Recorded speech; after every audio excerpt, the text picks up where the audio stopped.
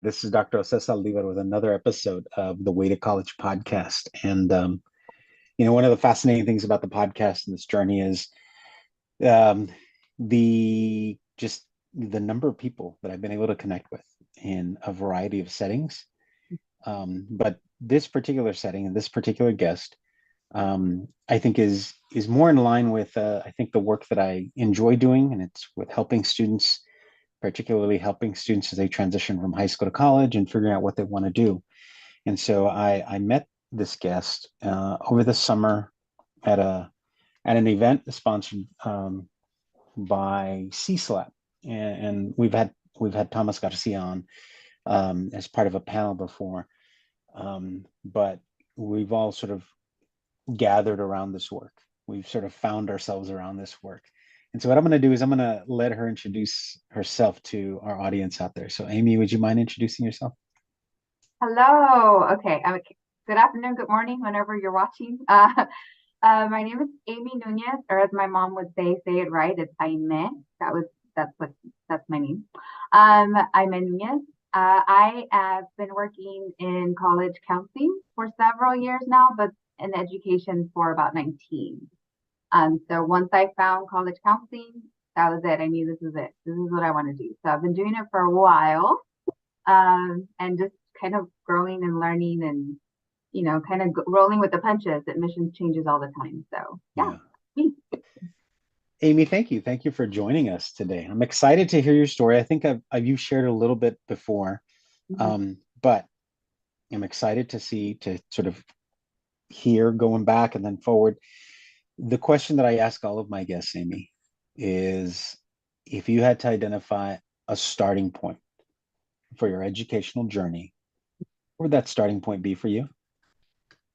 Wow, a starting point. So a popular question I get, which is this, reminding me of a lot for my students, because I give them my story. I share my story with my kids when they're juniors. They hear my college journey. And so a popular question I get is, did you always know you wanted to be an educator? And I tell them I'm one of the fortunate people who always knew what I wanted. And so I would say, I can tell you as far back as middle school, um, I was one of the little like student tutors. So in middle school, we were, I think, two or three that tutored in the special ed department at our middle school. And so I loved it since then. High school did a lot of volunteer service with the Boys and Girls Club of Wesco and tutored students there as well. And it felt very natural to just fall in line with this track. So as far back as I can remember, like I knew I would be an educator. Couldn't pinpoint exactly in what role or how I would be helping kids, but I knew like this is the work I wanted for sure. And you're right, you're one of the few. I think of all of the folks I've interviewed, this is probably interview like number 135 or something like that. And I think of all of those, you're maybe like number nine. Okay. Nine of 130 that knew, this is since, middle Yeah. school, right? Mhm. So Aimee, I've got a lot of questions for you. Okay. My next question though is, um, where did you grow up? What was the community you were growing up in? Sure. Born, raised in Wesco. We went to the school system all through in Wesco as well. And so it was interesting because my parents live, north along International Boulevard in Wesco, which at the time was like quite a ways from our main high school. So I was that kiddo that didn't go to all the things because I lived so far away, right? Like my parents were like, I have to drive you all the way where? So the way I was able to just do things at school was to be involved. So I was an athlete first, like that was my priority. I loved athletics, played basketball, I played volleyball.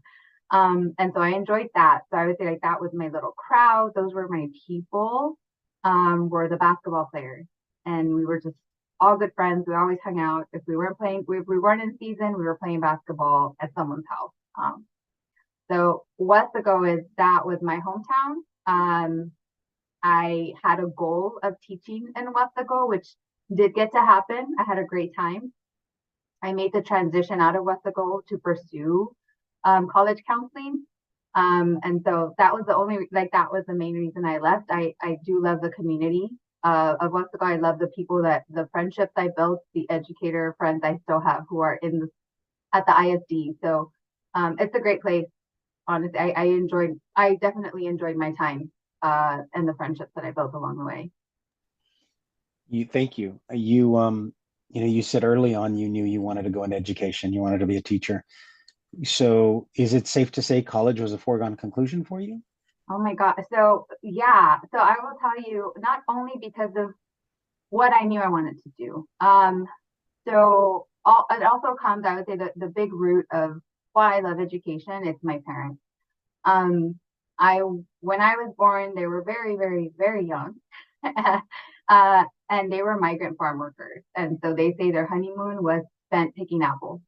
And there's pictures of me as an infant surrounded by baskets of apples. That's what life was.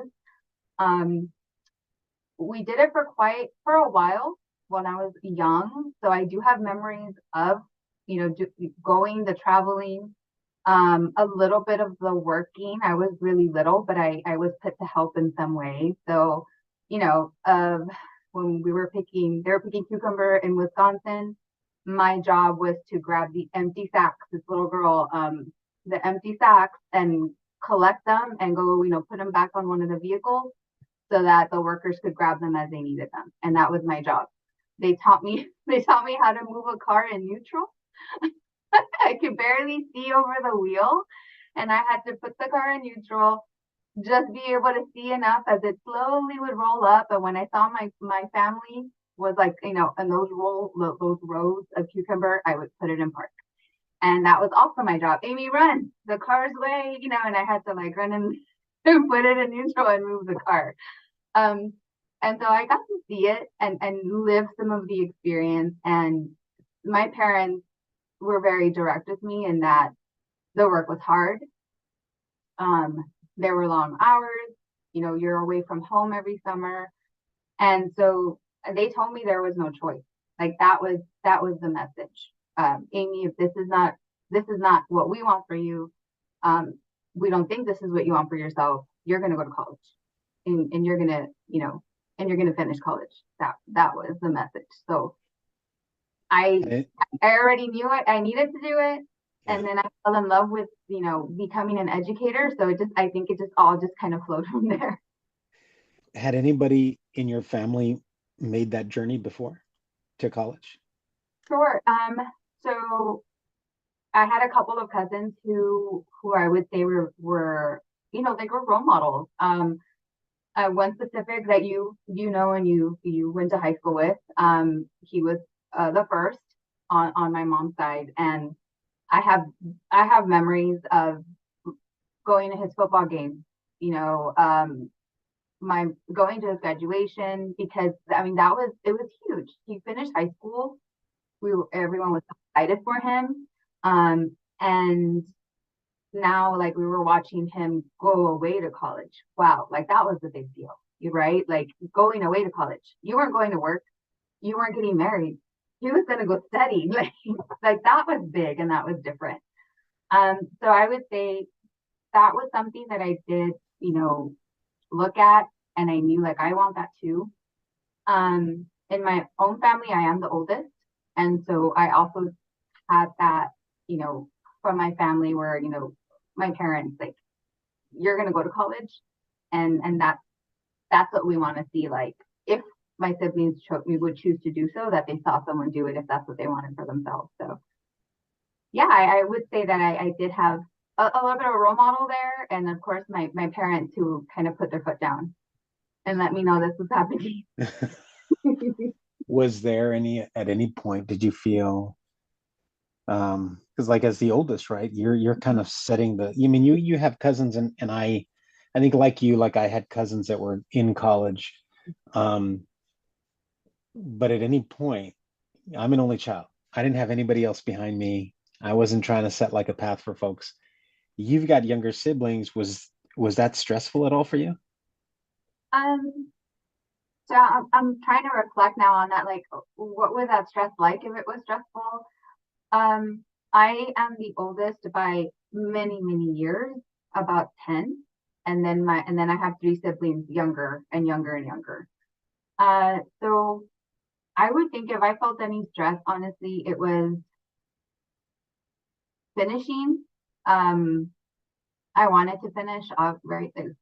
I was determined I wanted to finish. Um, and I wanted to have that. And I think it goes beyond being proud of myself, or, you know what I mean? Like, it goes beyond that kind of motivation. I wanted it because I wanted it. Like, I want this. And it wasn't easy. And I've shared with you before, I was that traditional college going kid the first 2 years. You know, I went away to college, I did the dorm life, joined the clubs and activities, and I enjoyed it. It was great. But I had a boyfriend back home, and he proposed to me after my, around my sophomore year, and I came back home.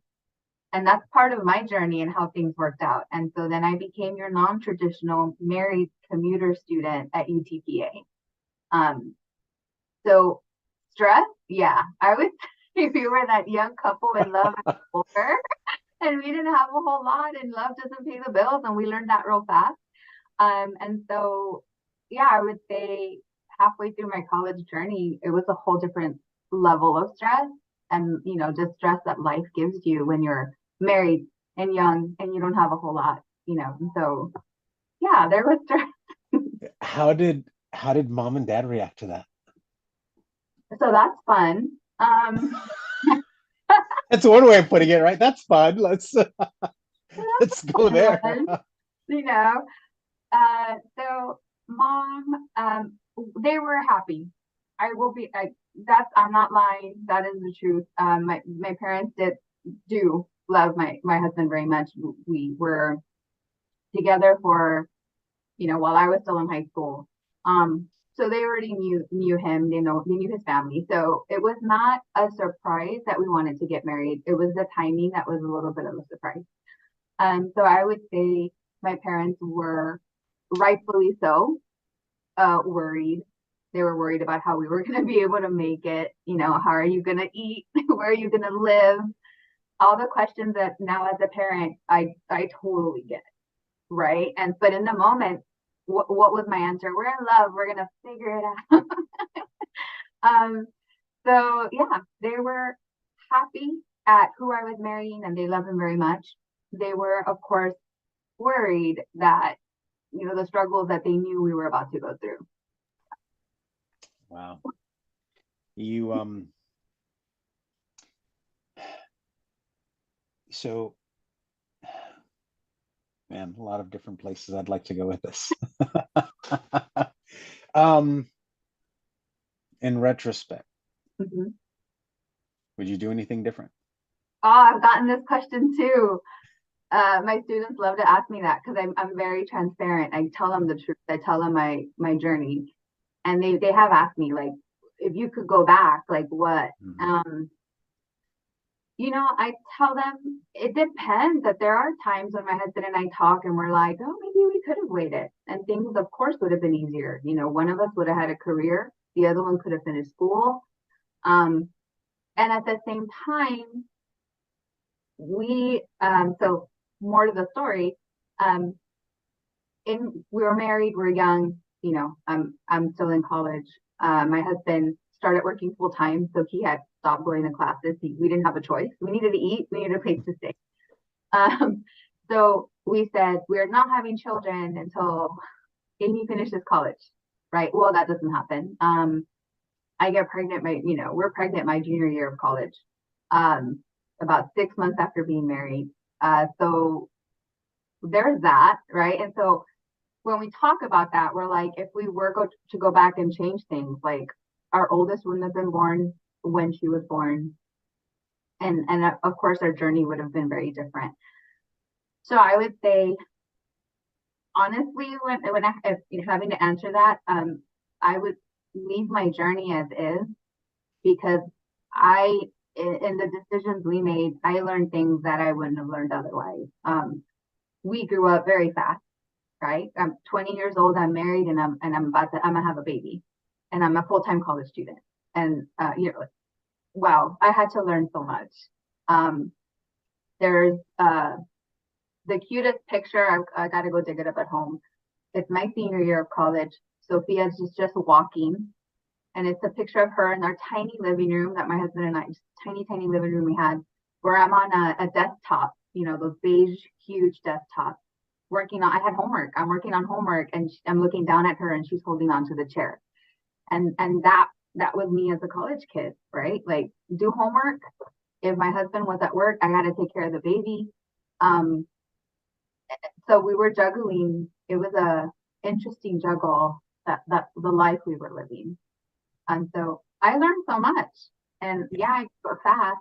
I actually answered this question a few weeks ago for my junior, who was like, "What was it like being such a young mom? Would you change that?" And I said, "No, because you know what? I'm raising kids now, but I'm going to be in my 50s with grown kids. I get to do fun things." That's Fun, that's a great way of putting a positive spin on it, finding the positive in it. right. But no, it also, I mean, I can see.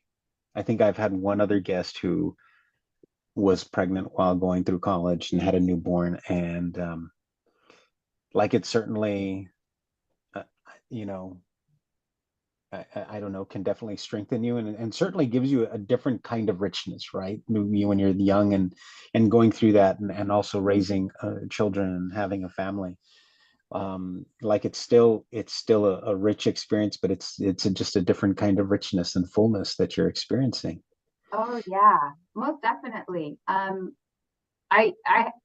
now I think on this one moment, or like a series of moments, when I was a junior, very pregnant with Sophia at UTPA. Was never strong at math, so I put off my one required math class for a long time. And my advisor's like, do it now. So I take the math class, very pregnant. I'm freaking out because I hadn't done math since high school. I wasn't great at it in high school either. And I said, "Aimee, use your resources." Because like, what am I going to do, right? Like, I can't fail this class. I'm pregnant. I have to pay, support a child soon, ASAP. Um, so I look around the room at what kids. When I say kids, I just mean like what freshmen, college freshmen are in the room answering all the questions.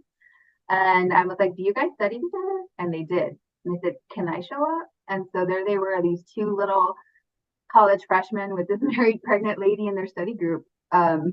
But I was like, I needed to do what I needed to do to graduate college, right? Like I Yeah. needed to figure it out. So yeah, it was a different experience. So I'm glad they were really nice kids and let me join them. Were you always, that experience, that story that you just shared, were you always quick to use your resources like that, or is that something that was more kind of like in order for me to survive and to pass math, I'm gonna have to ask for help? I mean, was it typical of you to ask for help? Um, yes, and let me tell you the huge push.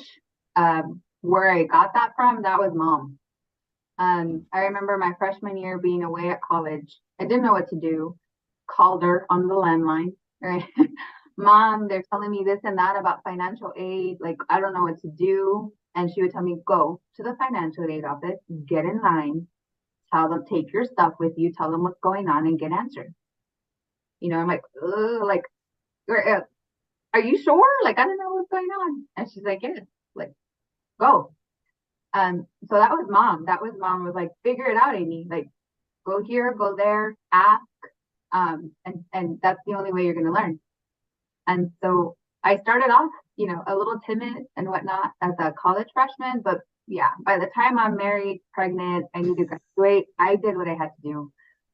Uh, I just got resourceful and asked everyone. I asked my professor. He was down for giving extra credit for corrections. And what did Aimee do? I corrected every single test I took because I wanted to get out of there. Hey, Amy, and I ask periodically throughout the podcast, I'll ask guests for Mhm. advice. And I've been working with first year students now. This is year 22 for me. And one of the biggest challenges is the majority are so reluctant to ask for help. What advice would you give? You're speaking to my class. What advice would you give these first year students who don't want to ask for help, but they also have no idea what they're doing and they're lost? What advice would you give them? It's easy to say ask for help, but it's not always easy, right? So really it's finding the person. It happened to be my mom for me, and that's just the way it worked. We had great communication. But if it's not a parent, who's the person on campus that you trust and can point you in the right direction? Is it a professor? Is it your advisor? Whoever that person is, that's the starting point. If you're comfortable with this person, if you have a connection, that's who you're asking. And let them point you in that direction, and then go and just get the ball rolling. That's how I think of it. Just start with person number one and then go from there, and get the answer, right? So it's like if we don't ask for help, we're not going to get very far. And that's where I would point people. And I do this with my own students when we talk about utilizing your resources in college. We talk about finding the person. And I tell them maybe it starts with your advisor because it's probably the first person you're going to connect with. And you're going to go from there. So I would just encourage kids to make a connection. Make a connection with staff, faculty, someone else, at their university. I love that. I like the find your person. Mm-hmm. Right. I love that. Thank you. So you find yourself pregnant, Mm-hmm. trying to finish up college. And you're successful. You graduate. And was it immediately after completing, did you went and started teaching? Almost immediately. That last semester was a tough one. So I was hoping to graduate in 4 years. But the semester I delivered, I took a half, right? So I took part-time that one semester, which delayed me a semester. I was tired. I was mom, again, mom, my person, mom, I think I'm taking a semester off. Like, how do I deliver a baby and stay, on track? My daughter's born in September. That's like the beginning of the fall semester. Like, mom, I think I'm going to have to take it off. And mom's response, in all her wisdom, no, you're not. That was my mom. No, you're not. You're not taking time off. You take time off to raise a baby, you're probably not going back. And that's not happening. So you're going to enroll for classes, you're going to talk to those professors, and you're going to get your time with your baby, and you're going to finish your semester. And that's exactly what I did. I enrolled part-time. I told my professor they clearly saw something was going to happen soon. And they worked with me, thank goodness. And I had my time with Sophia for a couple weeks and then went right back to class. So about a semester later, I graduated. Jumped right into subbing. So I got to experience the substitute teacher world for a whole semester. That was fun. And then started teaching the following school year. So I did get to step foot on campuses as a sub right away. And I would say that worked out well. That does kind of open your eyes nice and wide. Yeah. For the world of classrooms and management and all of that. What were you teaching? I did 8 years of English. So I taught freshmen, 9th and 11th grade English for about 8 years. And then I shifted over to college readiness. So I taught what's called the AVID elective for a couple of years after, and that's when I moved school districts. And then slowly made my way into college counseling. I was playing around with the idea of what am I getting a master's in? Because now I was determined to get a master's degree. So it was like, what am I going to do this in? And it was either counseling or library science, because you're talking about an English teacher, right? Yeah. And I landed on counseling, and then everything just worked from there. Earned my master's, was transitioning into the college counseling world.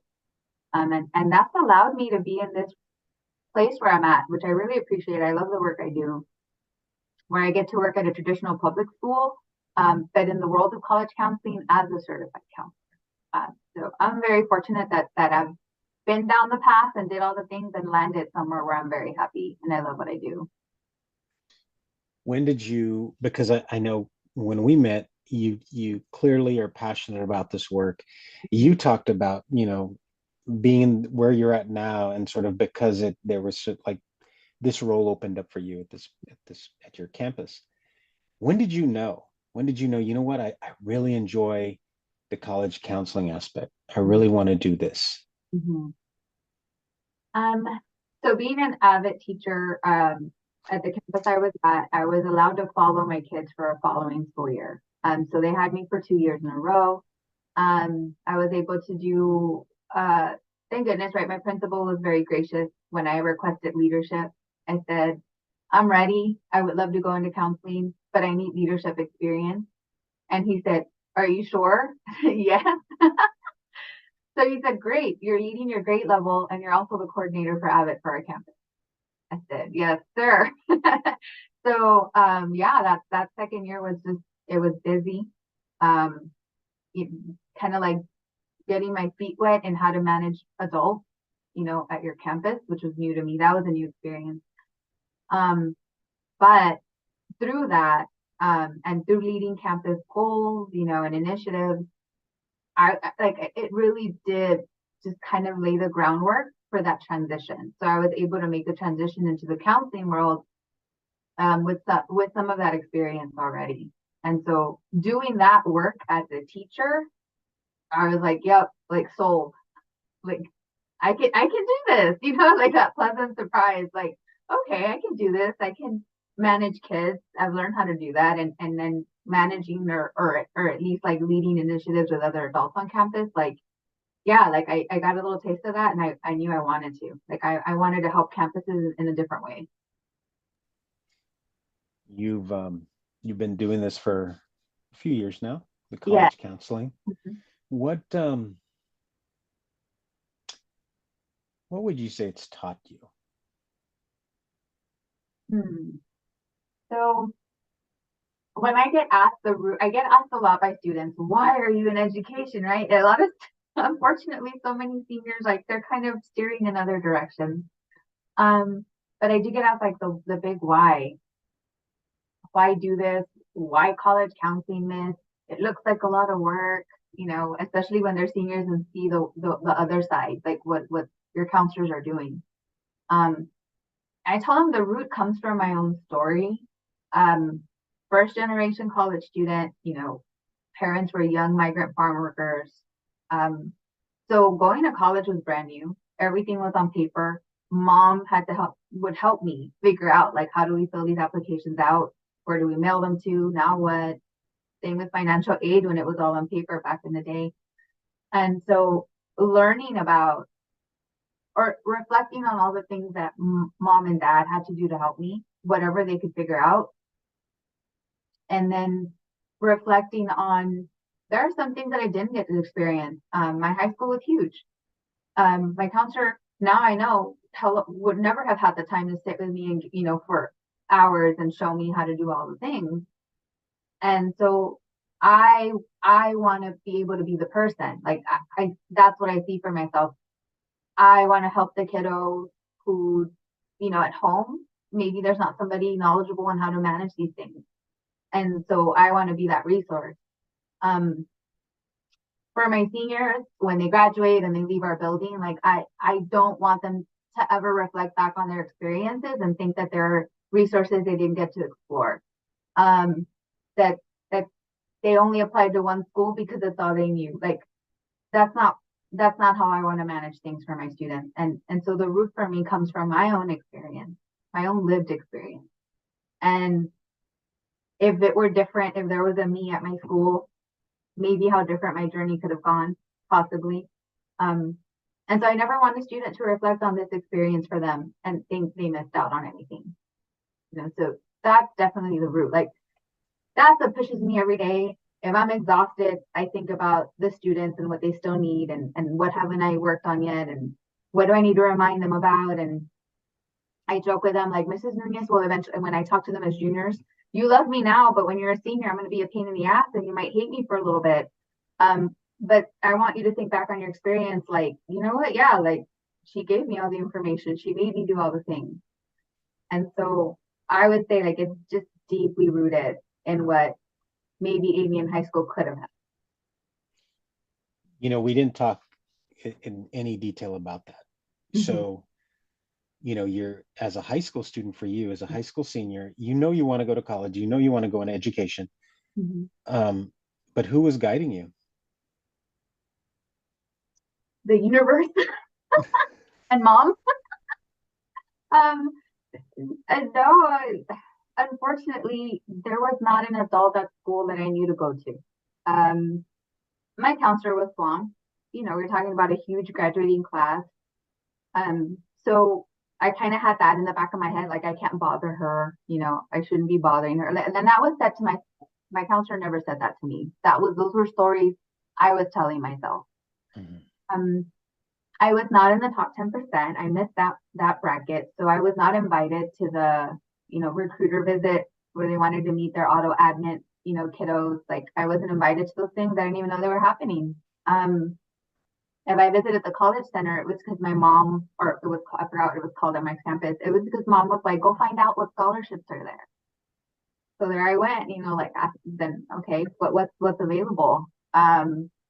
So that experience was, when I think back on it, which is very naive, very uninformed. Um, it worked out that I ended up at a college. Like it worked out. Thankfully, things lined up, and I ended up at a college. Um, it was difficult paying for college. I had a couple of scholarships. We still owed my parents. Oh God, I don't even know. On it, I'm just so grateful to them that they somehow managed to pay my tuition. That those gaps I had in my award letter for 2 years. I can't imagine like the sacrifices they made for those 2 years so that I could go do the things and be a college kid. And I remember my husband at the time, who was my boyfriend, my husband now, who's my boyfriend at the time, sending me phone cards, those little cards where we can, so we could talk. I remember that. And I would tell him, we would write each other, and I would tell him like, "Look, I don't have money, but I don't have any money.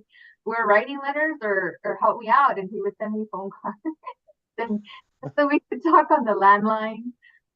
So it was not easy. I still had a lot of fun those first 2 years, and have friendships still from those times. But I lived that real story, that eating Yeah. ramen and crackers and sharing sharing cold pizza with my roommate. Like those were real times. Yeah. Yeah. Yeah. So I love that, right? The work that you do is for all of your students, but all of the Amies out there that didn't have anybody and are trying to find their way. I love that. I think, for me, I had somebody, but I recognize there were the majority of the students, the majority of my classmates didn't. And so to see, like for me, I could see the difference. I could see that I'm getting all of the attention. I've got somebody working with me and friends that, what does this letter mean? Mm-hmm. Right. I was on the football team and I had friends that got letters from universities, but nobody to tell them like, hey, this is what you need to do. And Mm-hmm. and maybe they're going to make you an offer, right? Nobody was there. Nobody was helping them. So I get it. And so I appreciate you and the work that you're doing. Thank you for your students, for that work. Um, you know, every once in a while I'll ask my guests, what's next for you? I mean, Oh, you're doing important work, you're doing powerful work, right? And it's incredibly fulfilling work. yes. Do you see yourself doing anything else? Is there another challenge out there for you that maybe you see on the horizon, like, I think I'd love to do that. So this is okay, a popular discussion that's very one-sided. It's very mean. When when I bring this up with my husband, he tells me like, you don't get tired because I constantly say I want to go back to school. And he's like, wow, you don't get tired. Like, he's like, you don't get tired of doing those, like, of learning, or, I have brought up the idea of pursuing a doctorate many times. it hasn't happened yet. I mean, that was the same story with a master's degree. Eventually, it was just there. I just did it, right? So that's I've brought that up in our discussion several times. And he just, we just kind of laugh a little because he's like, man, like you don't get exhausted.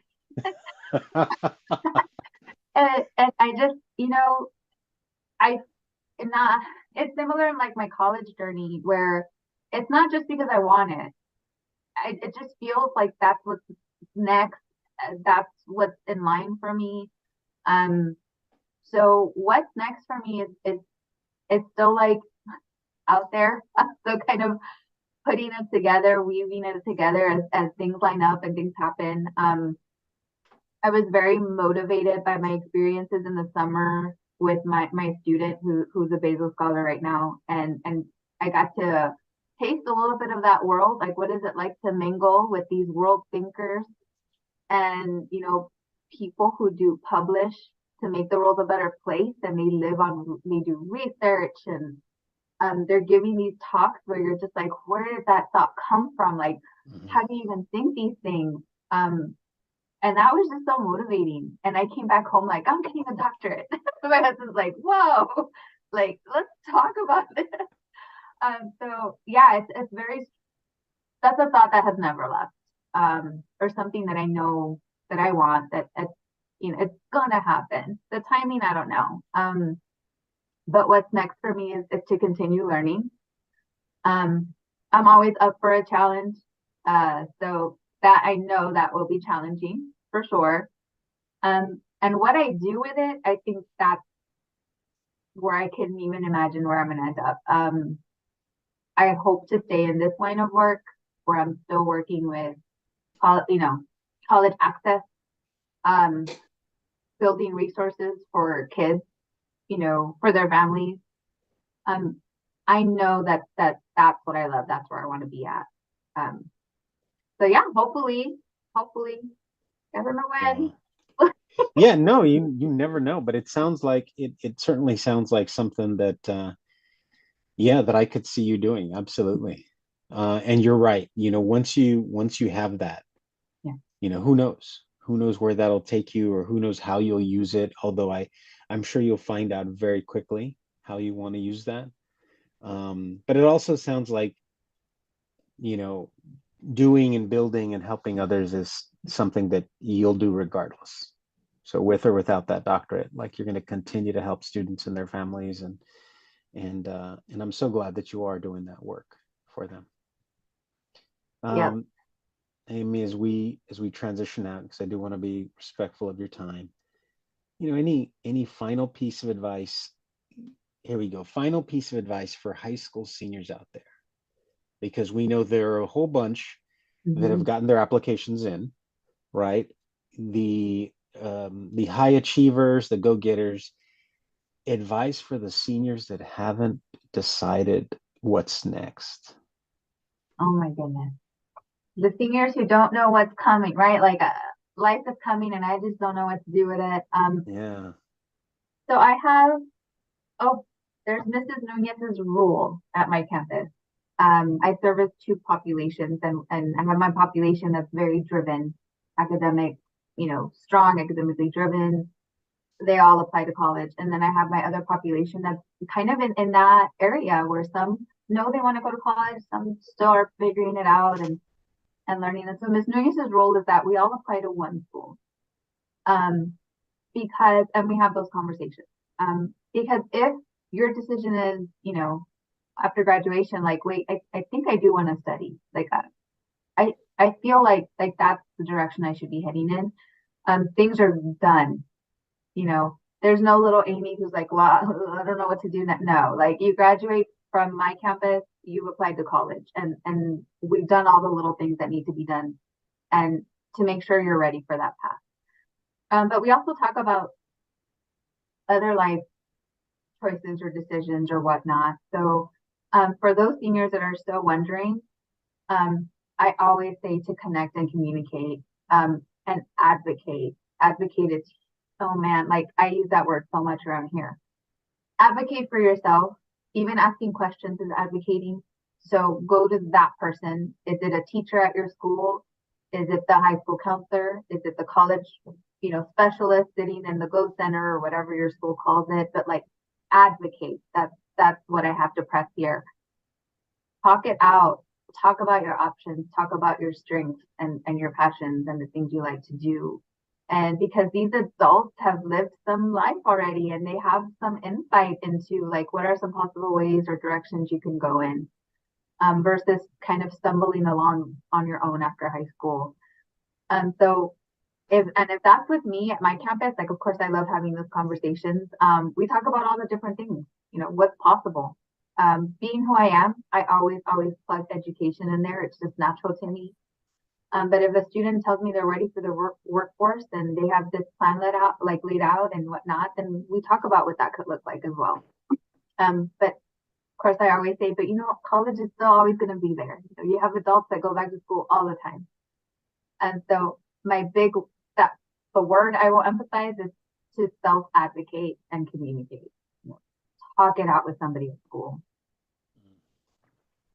That's great advice. That's great advice. I hope they have somebody like you. I hope they have an Aimee Nunez to talk to. Because we know how important it is, right, to have those conversations, but we also know not every young person has access to somebody like you. But thank you for that advice. Aimee, thank you for your time this afternoon. Thank you for sharing your story and your wisdom and your experiences with us. We appreciate it. Thank you so much for having me. I'm a fan of the work you do. I bug you all the time with like random questions, and so I appreciate your time and that you would think the story is interesting enough for your absolutely